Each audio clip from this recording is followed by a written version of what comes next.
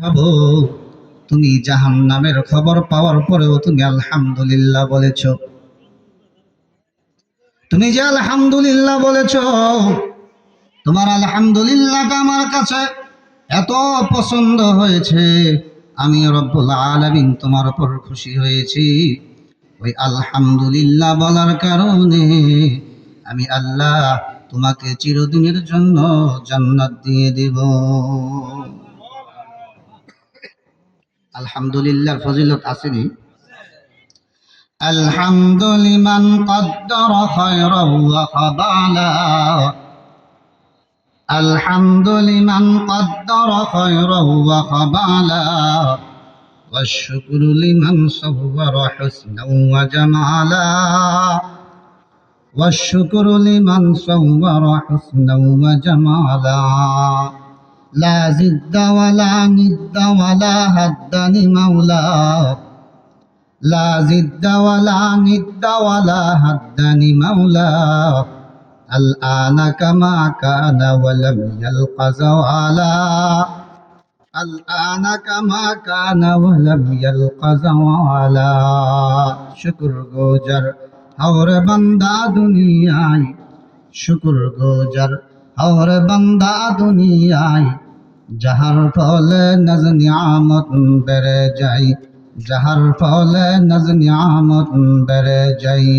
प्रभुर शुक्र যদি বান্দা না করো, প্রভুর শুকর যদি বান্দা না করো, কঠিন আযাব হবে তোমার কবর, কঠিন আযাব হবে তোমার কবর। সময় অল্প, আপনাদের সামনে কিছুক্ষণ কথা বলবো। আমি যে আয়াতে কারিমা তিলাওয়াত করেছি, শর্টকাটে চলে যাচ্ছি, ডানে বামে আর যাচ্ছি না। আল্লাহ পাক রব্বুল আলামিন আসমানি কিতাব কয়খানা পাঠাইছেন পৃথিবীতে বলেন?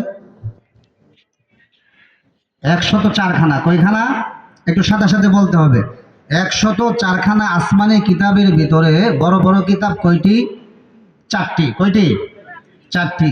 কি কি নাম কি বলেন? তাওরাত, জাবুর, ইনজিল, কোরআন। আল্লাহ পাক রব্বুল আলামিন এই 4টি কিতাবের ভিতরে বড় কিতাব হিসাবে পাঠাইছেন মহাগ্রন্থ আল কোরআন, ঠিক কিনা? মহাগ্রন্থ আল কোরআনুল কারীম আল্লাহ পাক রব্বুল আলামিন আমাদের কাছে পাঠাইছেন। কোরআন কিন্তু এমনি এমনি আসে নাই যে কোরআন আয়সা পড়ছে। তো যেহেতু আল্লাহ পাক রব্বুল আলামিন কোরআনুল কারীমকে আমাদের কাছে পাঠাইছেন, তাহলে বুঝতে হবে তার পিছনে কোনো না কোনো কারণ আছে। কথা ঠিক কিনা? তার কারণ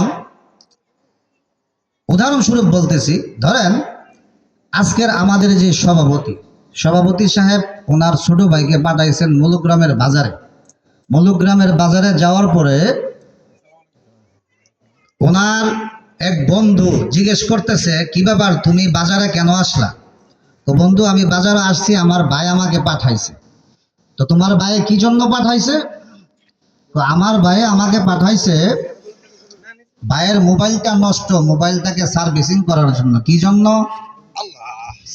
তাইলে বোঝা গেল সভাপতি সাহেবের ছোট ভাইয়ের উদ্দেশ্য হচ্ছে মোবাইলকে ঠিক করা, মোবাইলকে সার্ভিসিং করা। কথা ঠিক কিনা? একটা উদ্দেশ্য নিয়ে বাজারে গেছেন। ঠিক ওই রকম ভাবে আল্লাহ পাক রব্বুল আলামিন কোরআনুল কারীমকে জমিনে পাঠাইছেন, একটা উদ্দেশ্য আছে। আছে কি আছে না? আপনি যদি কোরআনকে প্রশ্ন করেন, হ্যাঁ কোরআন, তুমি পৃথিবীতে কেন আসলা, কি জন্য আসলা, কি তোমার উদ্দেশ্য, কি তোমার টার্গেট, একে একে প্রশ্ন করবেন, কোরআন আপনাকে জবাব দিবে। একে একে প্রশ্ন করবেন, কোরআন আপনাকে জবাব দিবে। কোরআন দিতে পারবে কি পারবে না বলেন? কোরআনের ভিতরে অসংখ্য প্রশ্ন আছে, অসংখ্য জবাব আছে। তো অসংখ্য প্রশ্ন এই সময়ে করা সম্ভব না, জবাব দেওয়া এই সময়ে সম্ভব না। তো যেহেতু সময় অল্প, এই সময়ের ভিতরে কিছু প্রশ্ন আমরা করব, কিছু জবাব ইনশাআল্লাহ কোরআন থেকে দিব। ওয়ামা তাওফীকি ইল্লা বিল্লাহ।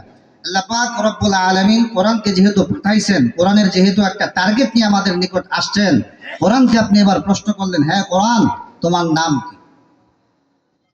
কোরআন বলেন, বাল হুয়া কুরআনুম মাজিদ, আমার নাম হচ্ছে কোরআনুল মাজিদ।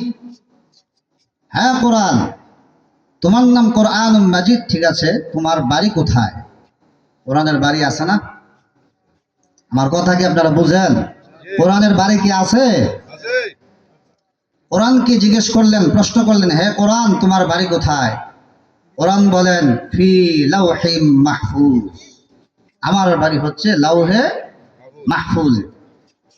হ্যাঁ কোরআন তোমার বাড়ি লাউহে মাহফুজে, বুঝতে পেরেছি। এই জমিন থেকে তো লাউহে মাহফুজ অনেক দূরে। তুমি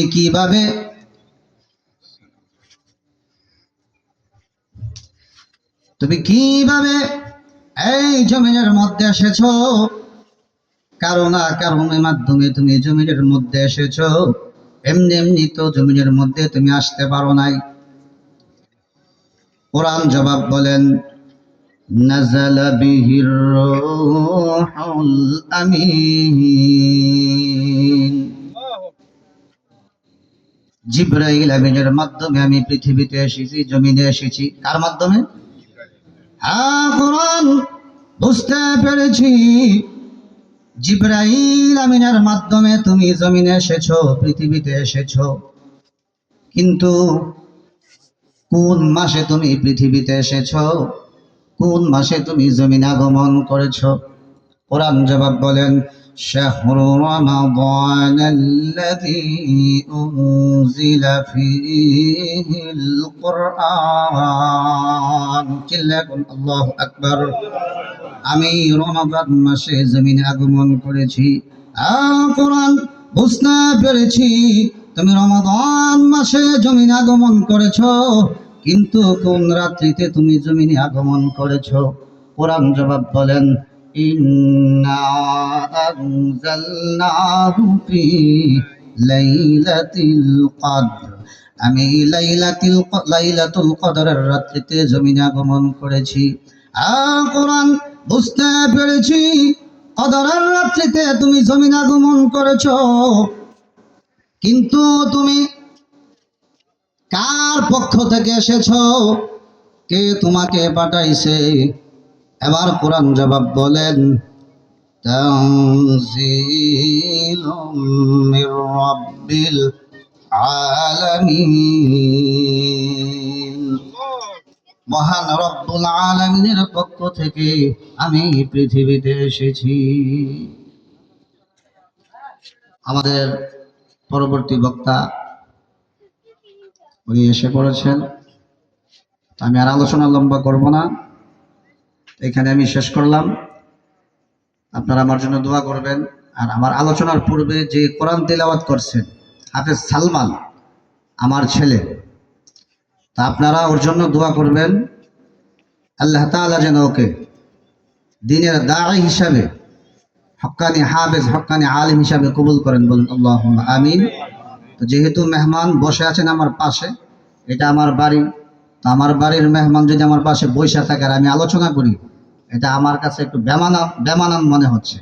আমি আর কথা বলবো না, এই বলেই আমার আলোচনা শেষ করলাম। ওয়া মা আলাইনা ইল্লাল বালাগ। আসসালামু আলাইকুম ওয়া রাহমাতুল্লাহ।